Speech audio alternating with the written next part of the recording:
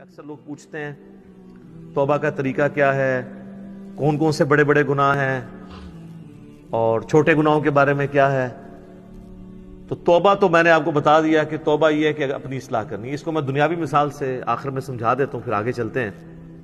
مجھے بتائیں، جس شخص کی زندگی میں ایک دفعہ، بالکل پہلی دفعہ کسی گرم استری سے ہاتھ جل جائے، دوسری دفعہ وہ ٹھنڈی کو بھی لگاتے ہوئے ڈرے گا نا کہ ہو سکتا ہے تھوڑی دیر پہلے کوئی استری نہ کر گیا ہوئے۔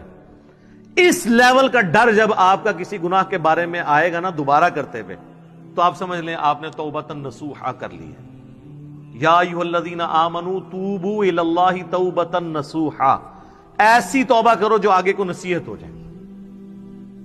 اور اگر ایسا نہیں ہے تو بس پھر ٹھیک ہے، ایک خیال ہے، اس کو آپ کے ویژول تھنکنگز کو لے کے آپ چلیں اور کبھی آپ شیطان کے اوپر ڈال دیں۔ میں تو یہ چیلنج کرتا ہوں بار بار کہ اگر گورنمنٹ آف پاکستان یہ اناؤنسمنٹ کرے کہ جو شخص فجر کی نماز اپنے محلے کی مسجد کی پہلی صف میں ادا کرے تو فی فجر 1,00,000 روپیہ، دوسری صف والے کو 50,000، تیسری والے کو 25,000۔